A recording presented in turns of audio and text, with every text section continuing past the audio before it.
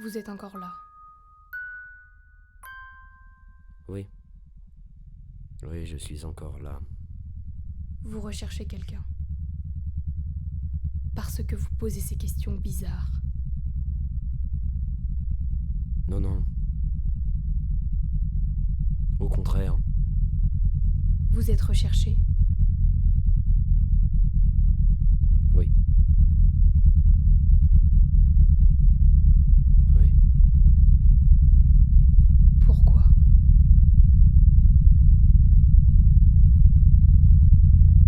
Je suis un assassin. Et maintenant, vous allez me laisser partir. Oui. Partez.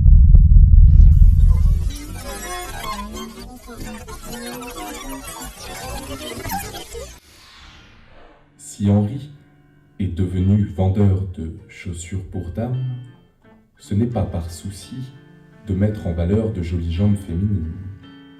Il n'était pas du genre à aimer s'installer l'été à une terrasse de café pour regarder passer les femmes. Lui eût-on posé la question, il eût été incapable de dire quelle sorte de jambes lui plaisait le plus. La position qu'adopte Henri pour l'essayage des chaussures, à genoux devant la cliente comme pour une demande en mariage muette, et le geste avec lequel il sort de la boîte la chaussure à essayer, enlève délicatement le papier de soie, lui fait faire un tour complet sur la paume de sa main pour enfin la proposer, talon devant, à celle qui est assise en face de lui, non sans avoir pris soin d'écarter l'ouverture de la dite chaussure avec 3 doigts de son autre main, autant que nécessaire, si bien qu'elle paraît s'ouvrir et se présenter d'elle-même, refuge douillet où le pied de la cliente n'a plus qu'à se glisser, afin dès lors d'y évoluer comme dans de la ouate, sans effort. Cette sienne position, donc, rappelle immanquablement aux femmes ce conte à tort trop longtemps sous-estimé, Cendrillon, à qui le prince charmant parvient enfin à enfiler la bonne pantoufle. Pantouk, tourne touk, ça dans la pantouk, tourne touk, ça dans la pantouk, tourne touk, ça dans la pantouk.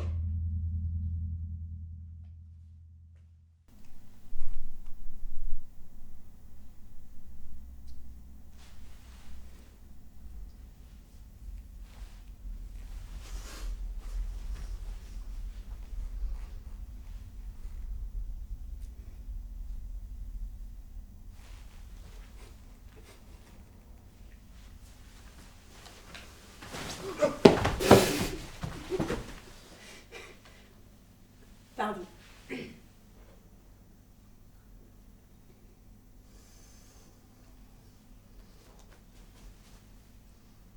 Vous aussi, vous aimez manger des glaces. Je ne lâche que fortuitement aujourd'hui. Les serviettes rafraîchissantes étaient toutes vendues.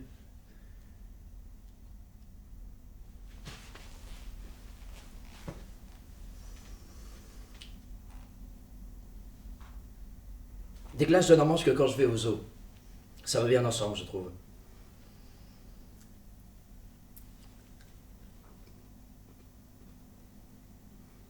Savez-vous qu'aujourd'hui, c'est mon anniversaire? Je peux vous offrir un baiser d'anniversaire pour votre anniversaire. Je vous en prie.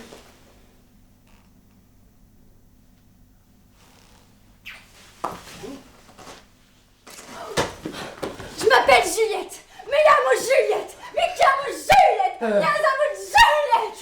Je m'appelle Henri.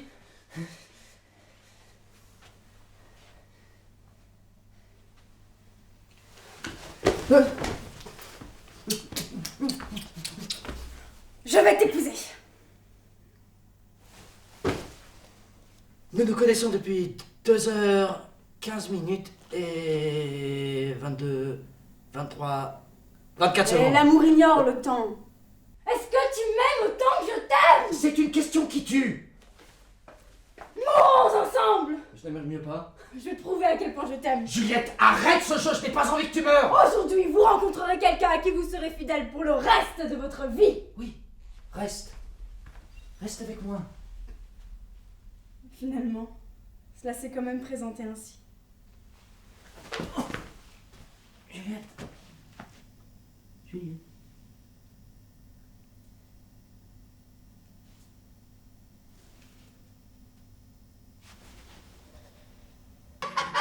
Il pénètre dans sa maison, monte l'escalier jusqu'à son appartement. Le premier palier. 100 fois il est arrivé chez lui de cette façon. Mais cela ne suffit pas. Ah bah non, ça suffit pas. Ah bah ça suffit pas. Il pénètre dans sa maison, monte l'escalier jusqu'à son appartement. Le premier palier. 1000 fois il est arrivé chez lui de cette façon. Montant l'escalier jusqu'à son appartement. S'il l'avait ramené chez lui juste après les glaces. Les premières. Les secondes à la limite ramenées chez lui. Ça te dirait un café? Un café. Ou un thé? Un thé.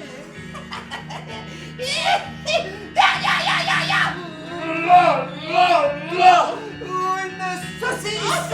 Oui, un saucisse! Le premier palier.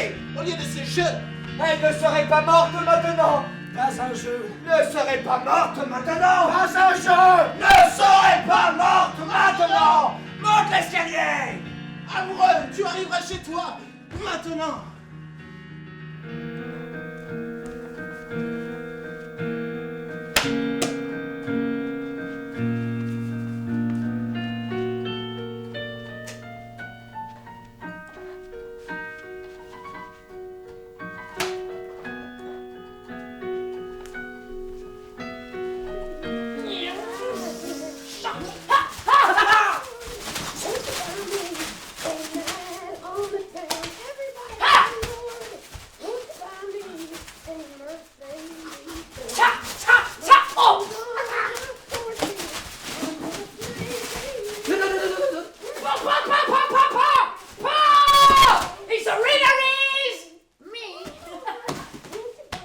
J'ai commencé à faire une liste de beaux mots et de mollets. C'est beaucoup de travail. De beaux mots, c'est par exemple Alabama. Vol au vent. Caravansérail. Des mollets, liposuction. Mécanicien, carrossier. Femme, tronc. Tiens, voudrais-tu m'aider à faire une liste de beaux mots?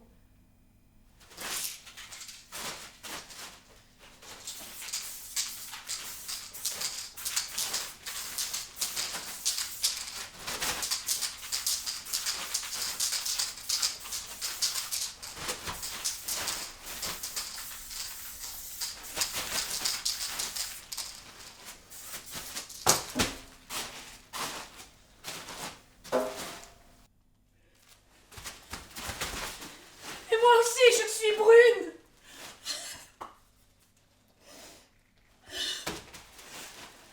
Moi aussi, j'ai les yeux d'un bleu profond. Moi aussi, ma bouche est douce. Dis, Anne. Dis-moi, Anne, s'il te plaît. Anne. Anabolique. Anarchie. Anaconda. Anne. Dis.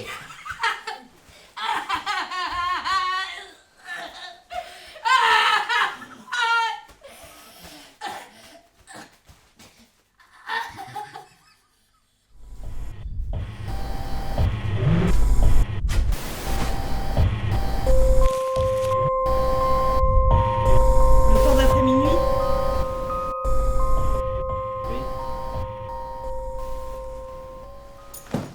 J'ai essayé plusieurs fois déjà de dormir sur cette valise dans une station de métro aérien. À peine suis-je couchée que je m'imagine entendre un bruit métallique qui se rapproche et commence à faire trembler ma valise. Puis, je glisse lentement sur le côté et dois, avant d'être projetée sur la voie, me lever d'un bond pour voir s'il arrive un train.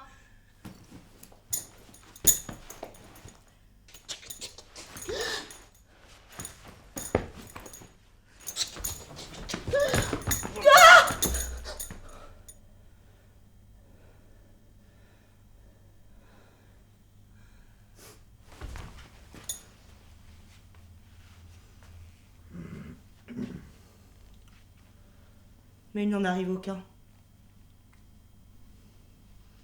C'est comme ça toute la nuit. Ma grand-mère était couturière. Machine à coudre Singer à pédale. Chaque fois qu'elle y travaillait, sa machine faisait le même bruit régulier que celui d'un train.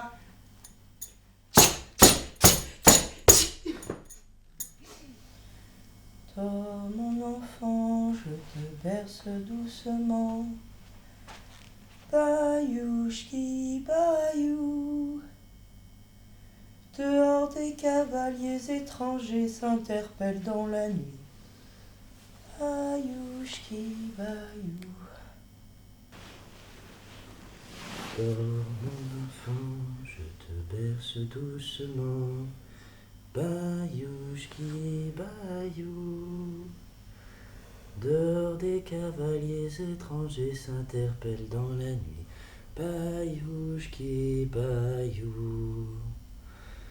Dors, mon enfant, ils mènent leurs chevaux plus loin. Toi aussi un jour tu seras un cavalier. Dors, mon enfant, je te berce doucement. Bayouchki, bayou.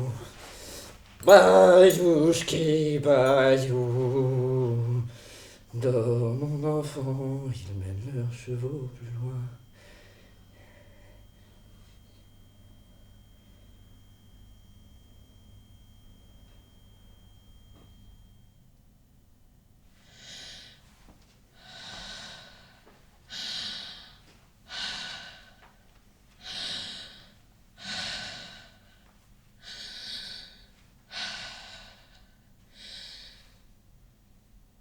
Vous avez déjà fait l'amour avec une aveugle. Ça élargit le champ de vision. Au cas où ce plaisir vous aurait été jusqu'ici refusé, laissez-moi vous donner l'occasion unique, dépourvue du moindre risque, de prendre part à mon destin. Mesdames et messieurs, vous allez apprendre maintenant l'histoire de mon dépucelage. Jusqu'à l'âge de 15 ans, je n'ai pas connu beaucoup d'hommes. C'était il y a 7 ans.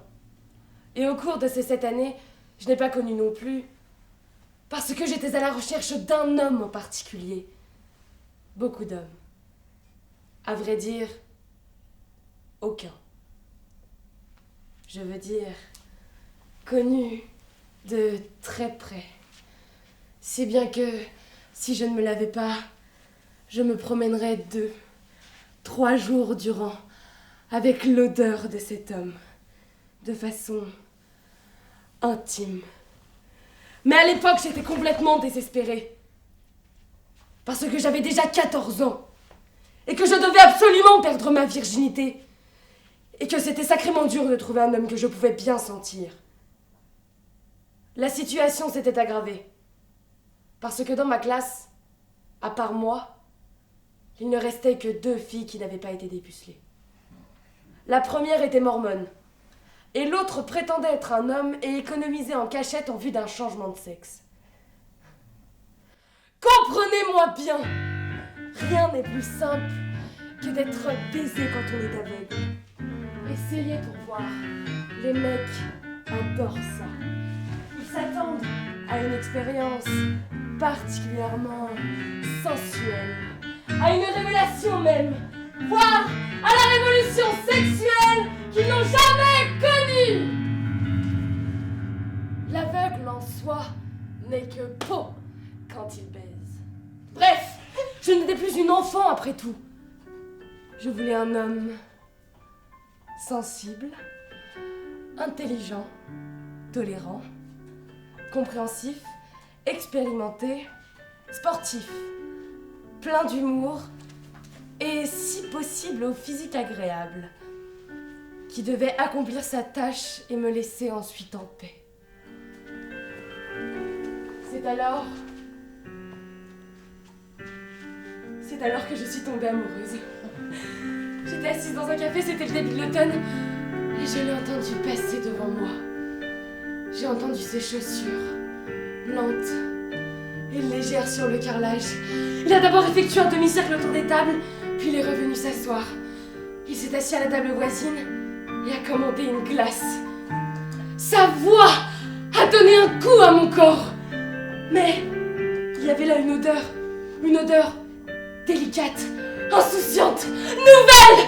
Mes sens se sont envolés. De la glace à la vanille. J'ai senti la glace à la vanille. À chaque bouchée, j'entendais la cuillère cogner contre le rebord de la coupe. Sa peau sentait elle aussi la vanille. De ses cheveux émanait une légère odeur de citron. Le costume en laine vierge qui sentait un peu le suif. Mais il y avait une odeur encore. Là, pour laquelle je n'avais pas de nom, pas de concept. J'ai couru après lui aussi vite que j'ai pu, mais il y avait tant de monde, tant de voix, tant d'odeurs qui m'encerclaient, me troublaient, mon poignet me retenait que je n'ai pas pu avancer, pas pu me dégager. L'air m'a manqué, j'ai crié « Arrête !»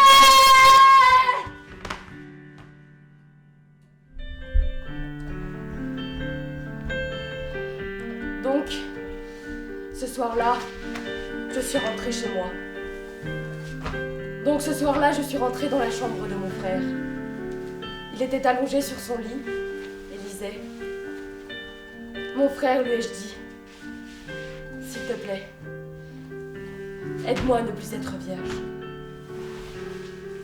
Et il m'a aidée, très délicatement, comme le font les frères. Ensuite, je l'ai cherché. Henri. J'ai parcouru la ville et l'ai cherché. La danse légère de ses chaussures, sa voix et cette odeur. Parfois, j'allais dans une autre ville et le chercher là-bas, car je ne savais pas dans quelle ville il habitait. C'est alors que je l'ai trouvé.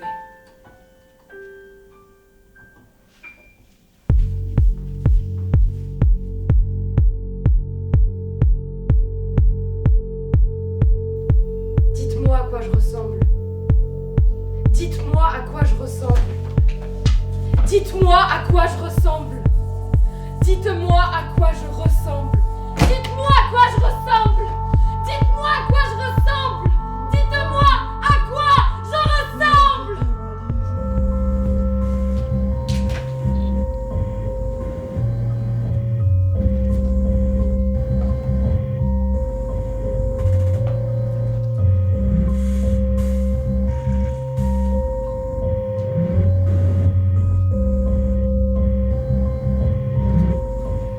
La lumière, à cette heure matinale, est dans toutes les villes que j'ai visitées légèrement différente.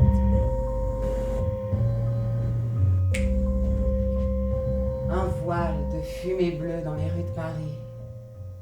Un rouge suave et limpide à Rome et à Vienne. À Vienne, un tramway nerveux vient toujours briser les plus belles pensées quand on rentre chez soi. Mais il y a une chose qui ne change jamais. On n'a pas envie de rentrer chez soi. À cette heure, on n'a tout simplement pas envie de rentrer chez soi et de se faire ouvrir la porte par la tristesse qu'on y a laissée. Savez-vous combien de fois j'ai été mariée? Je préfère ne pas aborder ce sujet. Vous voulez que je vous fasse une faveur? Oui. Vous voulez que je vous tue? Non!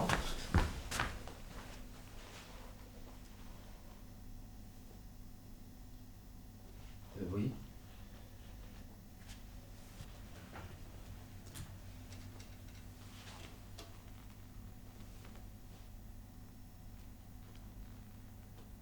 Approchez.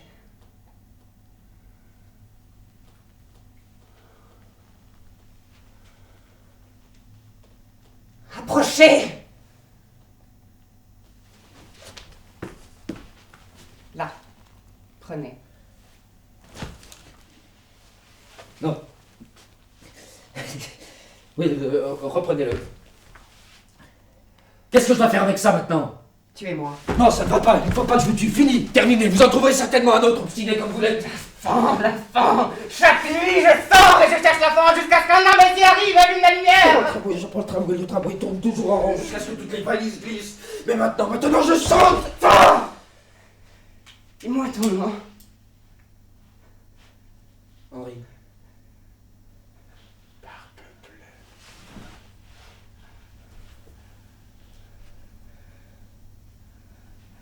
Henri Barbe-Bleue. Beau nom. Je vais mourir avec ton nom sur les lèvres. Qu'est-ce que tu en dis, Henri?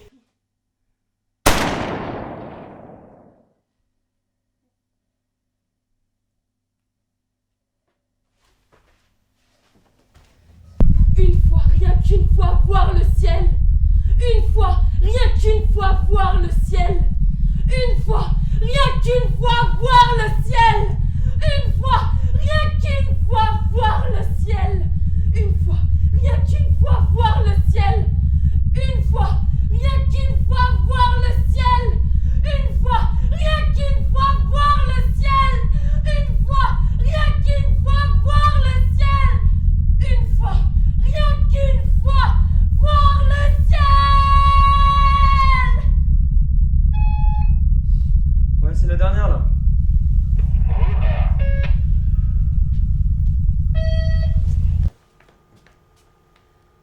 À une passante.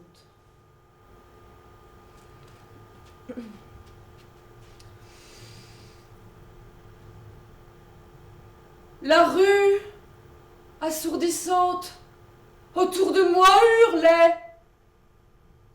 Longue, mince, en grand deuil, douleur majestueuse, une femme passa.